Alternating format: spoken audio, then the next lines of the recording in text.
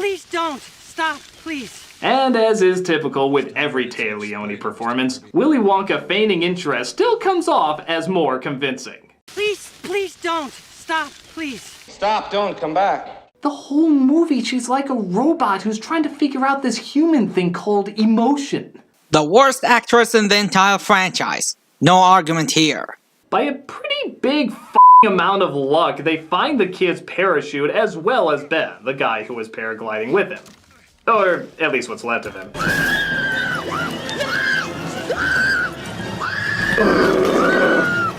Except for this moment. This one is justifiable. Imagine getting the corpse of your beloved one shoved right in your face, and I dare you not to act the way she is now. Things don't get any better when they come across a research lab where the worst kind of raptor is waiting. The Mohawk Raptor. More like the best looking raptors in the entire franchise. I love this tribe and their colorful pattern and their avian design traits. I love how their behavior is the opposite of the previously established raptors, with them being a family who care for their children. I'm intrigued by this thing I said I'd never be intrigued by in the opening. No, that's not what he said. So what are you working on now? Raptors mostly. My favorite. Do you remember the sounds they made? I try not to.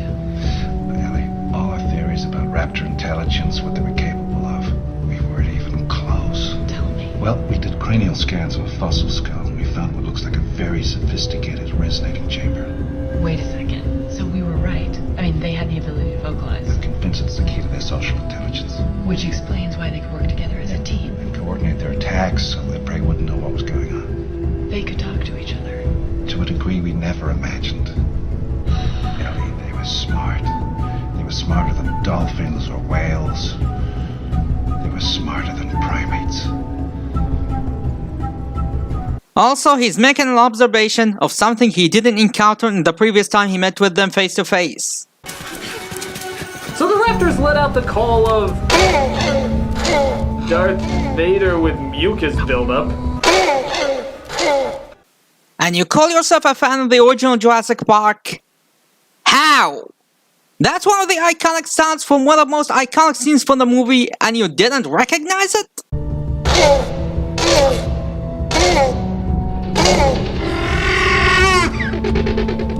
Thank God Princess Mononoke comes in to save the day, which turns out to be Eric Von Plotpoint. Eric, I had to tell you, I'm astonished that you've lasted 8 weeks on this island.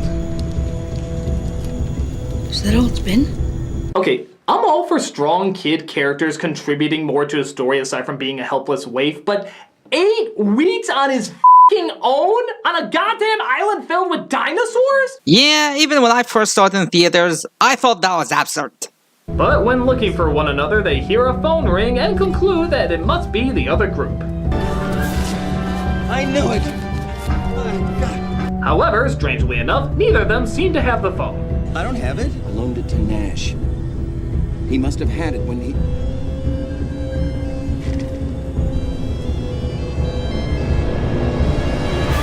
You have a voicemail. Boy, strange how they could hear the ring of a tiny phone and yet the giant clomping sounds of a monster even bigger than the T-Rex who shook the ground whenever she walked for some reason didn't catch their ears. So when Roberta did it, it was cool and orgasmic. But when the Spinosaurus does it, then it's stupid.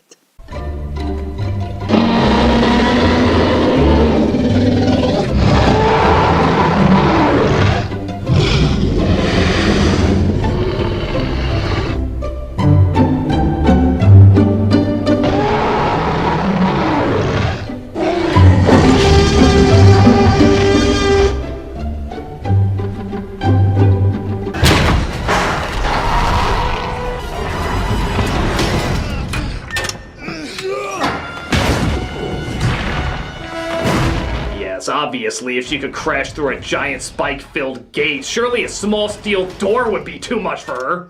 I'm sure she shares in the same pain as the aliens from Science. A bunch of rusty bars against a door with reinforced locks. Rentalo, what's your answer? I'm not a mythbuster, but I'll give this a shot. Crashing through the fence is plausible considering that she did deliver enough force to do so. Notice the bars were not directly welded to the columns and instead are separate pieces. This was a good factor in allowing the Spinosaurs to break through them. The door, on the other hand, that building looks like a reinforced concrete structure with metal ceiling plates, so it should be sturdier than rusty hollow steel pipes. Looking at the door hinges, we can see they are covered with bolted metal plating. This should make the doors held better in place and not allowing it to fly off the wall the moment of impact from the outside. There are many steel bars used to lock said doors, both vertically and horizontally, and that gives it even more resistance to the impacts. Seeing how the Spinosaurus ran through the door several times indicates that she didn't build enough force to crash through a stronger object straight out of the fence, especially when we consider the structure was made to keep large animals outside in mind.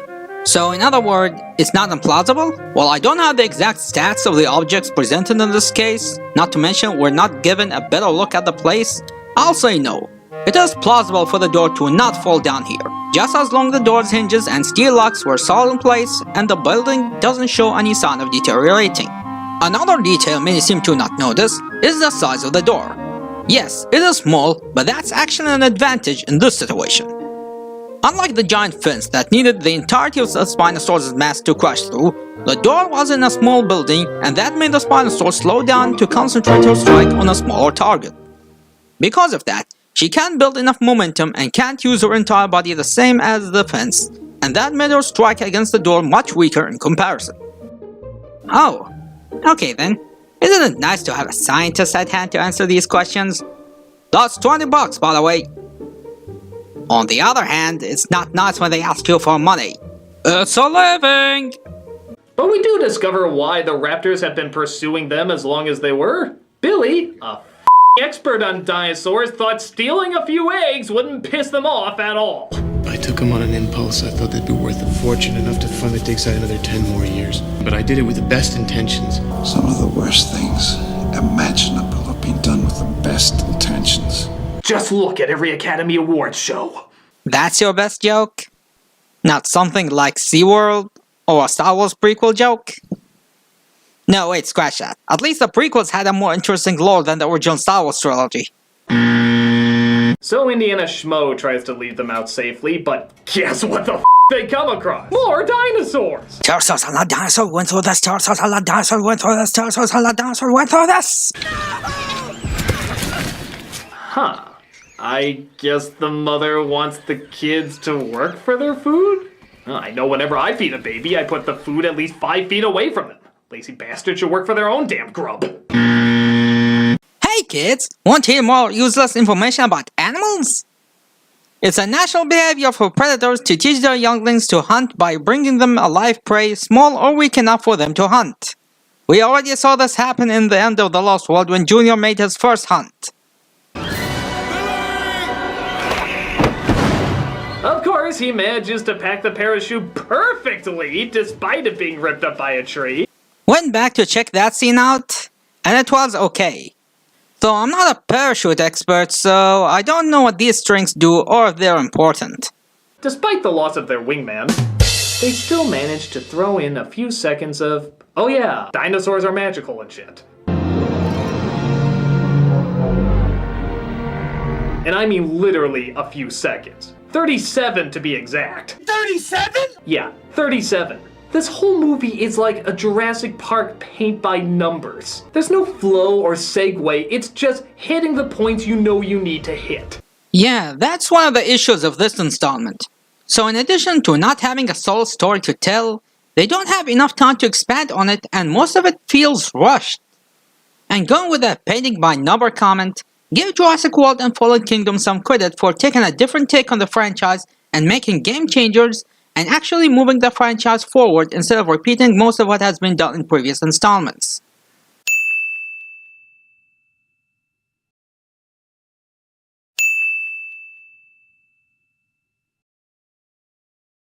Hit the build-up, hit the big dino moment, hit the little dino moment, hit the ooh-ah moment. Except in that ooh and ah moment, not only is it incredibly short, but the dinosaurs aren't even that whimsical looking. They look creepy as shit. They look like purple sores crossed with that new faceless Joker. This isn't charming, it's scary as hell.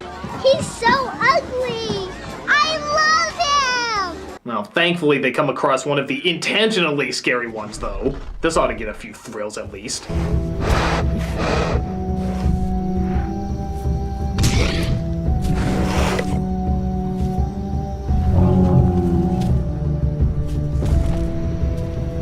Okay, I think I figured out the problem here. All the dinosaurs that are supposed to be really threatening are either laughably useless or distractingly cute, and all the dinosaurs are supposed to be harmless or terrifyingly frightening or horrendously hideous. I think someone in the design department got a few notes backwards. I just used that It's Ugly clip already. Here's another dinosaur argument.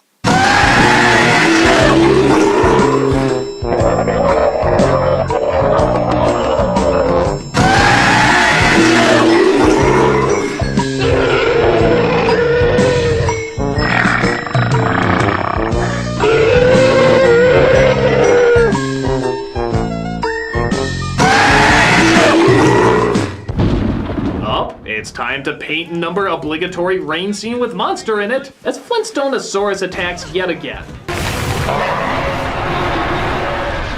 What is this dinosaur's deal with these guys? It's not like there isn't bigger game to chase. Hell, the f***ing T-Rex probably would have fed her for a month, so why does she keep going after them? Maybe to dinosaurs, all people look like running middle fingers. Hey, it makes about as much sense as any other reason. Or, I don't know, maybe because they rammed their plane on her and shredded her cell and drew blood? You try to convince me that you wouldn't act the same way if someone did it to you.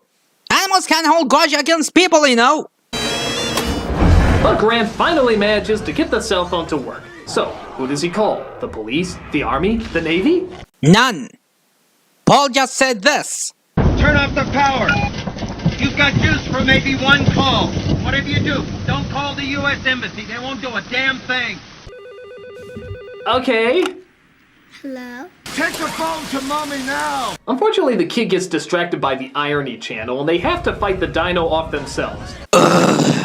That scene is by far the dumbest scene ever, and I'm still confused why no one mentions it instead of that dream sequence. That stupid Barney scene is such a mood killer and so shoehorned in that someone went ahead and removed it entirely from the scene and gave us a better and more coherent thrilling sequence. Forget the Raptor dream sequence. This should be at the top of the dumbest Jurassic Park moments lists ever. But they managed to swim their way out just in time to paint and number action breakup dialogue. Oh, it doesn't matter what it is they talk about. It could be anything. Really, f***ing anything. Just to make people think they're not watching anything but mindless action when clearly that's exactly what they're doing. Come on, just a solid minute of filler. Movies do need a break from continuous action sequence, otherwise it'll be exhausting to the viewers. It's a problem I personally had with Age of Extinction in my first viewing.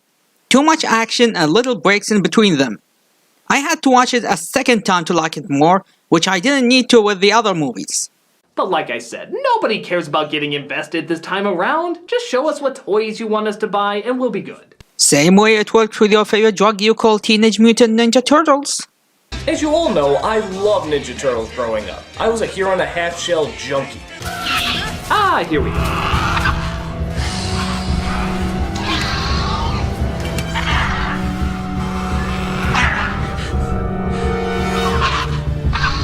Okay, these are built up as like the greatest hunters. Why do they always just look at them instead of attacking them and or getting their eggs back? That is what they're trying to do, you know that? They want their eggs back. They know the eggs are still safe because not one of them smell like egg yolk, therefore they can't kill them until they retrieve them. Otherwise they risk breaking them. They didn't have problem in killing Udalski because they didn't pick the egg sent on him, and so they made him a warning to the thieves. Give us back our eggs or you're next. Seriously, how hard is it for you to put 2 and 2 together? Oh wait. I'm really having problems with numbers that Dora the Explorer can figure out? That's just inexcusable. Here's an interesting note. Do you know why the alpha female chose Amanda out of all the people here to give them the eggs back? Because she's the female of the group. This certain tribe works under a matriarchal system in a similar manner to the spotted hyenas. The female is the leader of this group, and you see her barking order at her fellow males, and even demanded Paul to back off. It's a lady talk. Just look at this scene. It's like that male is announcing her arrival to their enemies. And since the movie established that raptors are smarter than primates, at least in this universe, she noticed that Amanda is different from the rest of the group and concluded that she's the female of their species and assumed she's a leader the same way she works with her tribe. And this scene is another reason why I like these raptors beyond their design. They are not just savage creatures, and they display actual intelligence far better than all the raptors we saw in the previous movies. They have a personality. Once they got their eggs back, they didn't need more meaningless bloodshed and went their way once they got what they wanted, which is a behavior that can be found in real-life animals. But, of course, Grant manages to communicate with them via bullshit horn. The translation might have gotten a little jumbled.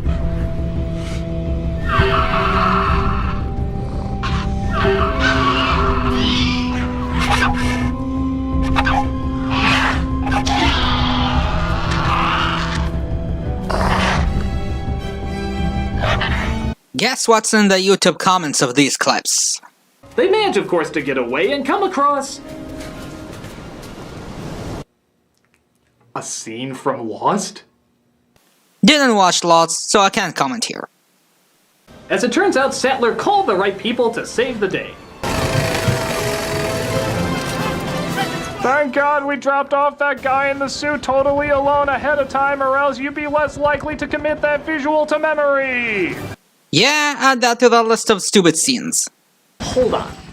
So a scientist who's not very rich or famous gets help to go after another scientist who's not very rich or famous and gets the f***ing army. But when a little kid who would obviously make headlines if he showed up dead is in trouble, what do we get?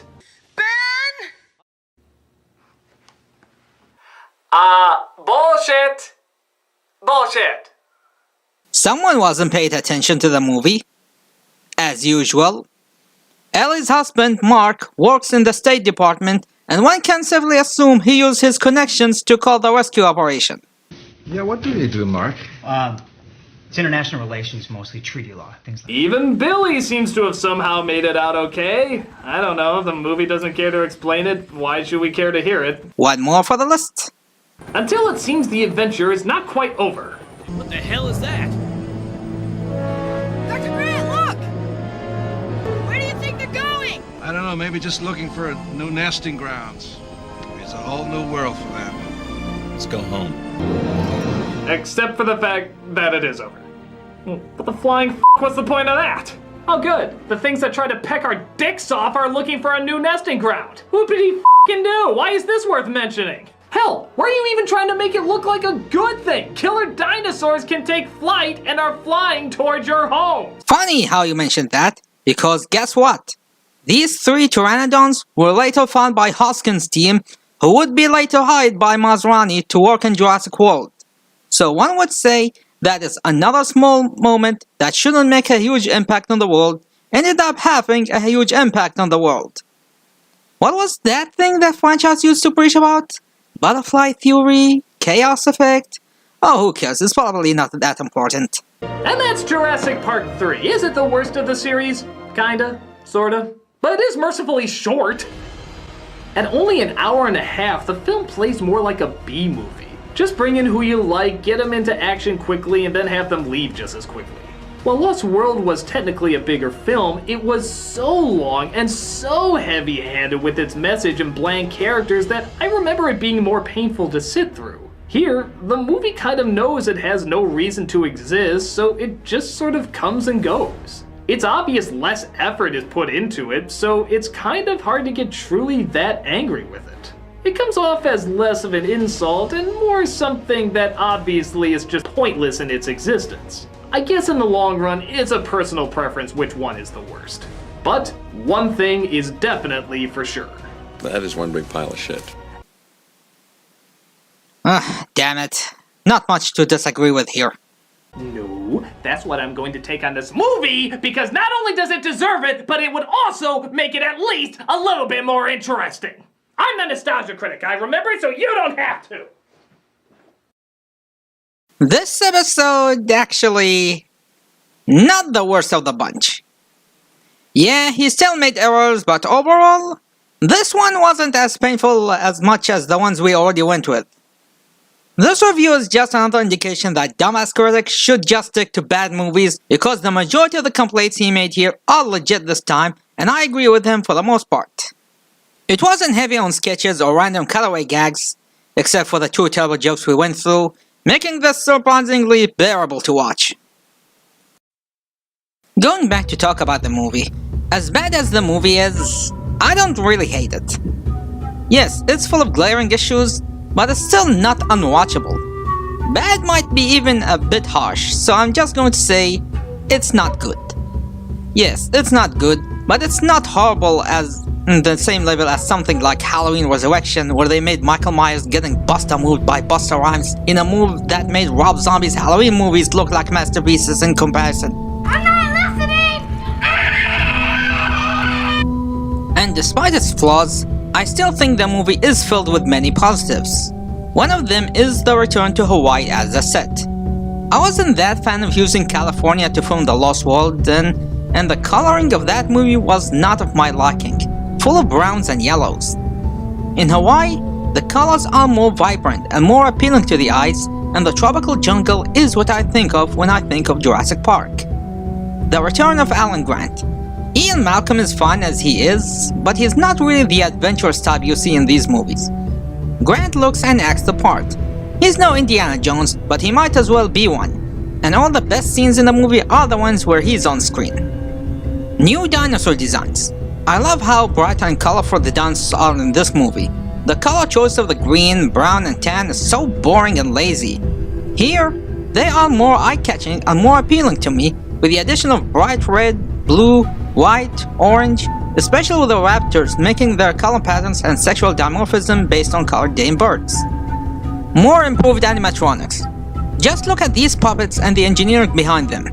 I highly recommend you to check out all these behind-the-scenes documentaries to get an idea of the technological achievement they did with these dinosaurs in a time when animatronics were dying out. They may not have put a lot of effort for the plot, but they sure put their best with these effects. The way the Spinosaurus and the Raptor were controlled were telemetry devices, which is a machine that resembles the shape of the other dinosaurs, where you have a head and you can twist and turn it, and makes the head twist and turn or move the body around. Then you have separate people on arm telemetry devices. On the Spinosaur, they're actually strapped into it so that they move it around, and what they do is translated to the dinosaur. When you're figuring out how it's going to be done, these different methods come about. Action, Raptor! Walking legs, for example, with the Raptor, which I actually wear and fit inside. We go through each sequence and sort of figure out if we could make these legs move this way, where it's human-powered with extensions on it, and then they can lift and take a step. Or this should be a total hydraulic puppet, because you're going to see it from the knees up, and it's going to be basically planted. One of the first things that Stan Winston told me when I was going to be working with one of his puppets, he said, I would keep in mind though, these can kill you. You're not working with hand puppets or things like that, socks on your hands. I mean, these are big machines, and they're very strong, they're very powerful, and they can do great harm to you. Much improved CGI. When people bring good use of CGI, they always bring the original Jurassic Park, but I think the quality of the CGI in this movie beats the original by miles. The CGI in this movie is so well done, it's really difficult to tell which is an animatronic and which is a CGI effect. And this time, most of it is not obscured by darkness or hidden by cheap tricks to hide its fakeness. So if you are one of those who look for great special effects, you got this movie. Ooh, that's the puppet from the shitty Jurassic Park. And lastly, the reason why novel fans would like it more than the regular fans. This movie adapts some of the iconic scenes from the novels that weren't included in previous entries, either for insufficient technology at the time or due timing, giving us some of the more iconic and best scenes from this movie. I mean, let's be honest, a lot of action movies are remembered mostly for their action scenes rather than their plot. I mean, what do people remember from the Godzilla movie? That love triangle from the first movie? The School of Psychics? Nah, they just remember the monster fights. So that is sad. And despite what I said about Paul and Amanda, I don't think they were that bad. And I think they had great development for a divorced couple who began by showing the cracks in their relationship and ending up bonding together following this incident. Their acting is still not the best, but I think they did fine for what they had. So despite it being a very flawed movie, it's still able to bring something to like, which is saying a lot when other franchises bring in horrendous sequels such as Alien Covenant that killed the Alien franchise before giving Disney the pleasure to do it for Ridley Scott. And that's another thing. This movie is getting more fans these days, with many coming out saying they no longer hate it and came to accept the good in it. It's even great that even with the current trilogy, they didn't chicken out and didn't go the easy route of writing this movie out of canon. Yes, The Lost World and Jurassic Park 3 are still canon within the series. The reason people say they're no longer canon is due to a quote from an article that was taken out of context and misunderstood when in reality it meant a different thing. Instead of doing something like making Jurassic World the new sequel and stating that The Lost World and Jurassic Park 3 didn't happen, like some movies I know, they decided to keep them because that would be a betrayal to those who like the sequels and for years of established continuity, especially when it's a continuation, not a reboot. And nothing says that best than these supplemental websites that tells us new secrets regarding the Spinosaurus and its relationship to the Jurassic World incident. Spinosaurus aegypticus.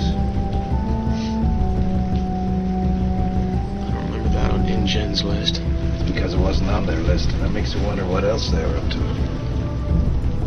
Also the toys. We can't forget the toys. And that's the lesson of the day, my friends. Just because it's not good, that doesn't necessarily mean there's nothing redeeming about it. And just because it's in the last spot, that doesn't mean it's the absolute worst. I guess that means it's time to work on Fallen Kingdom, right? Can't you wait till I sign off? You ruined my moment here. Yeah, Fallen Kingdom is next. But really, what's the difference? It's gonna be yet another dumbass Critic video. How bad can it be? I think it's way bigger than just that hipster. What do you mean? Well...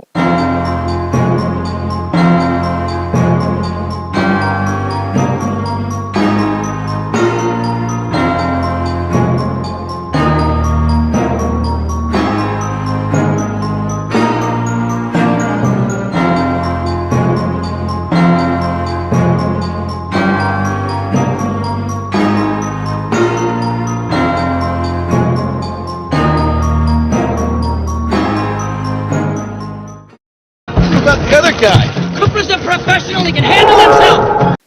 Dude, bad idea. Coopers and dinosaurs don't end well together. What about Cooper?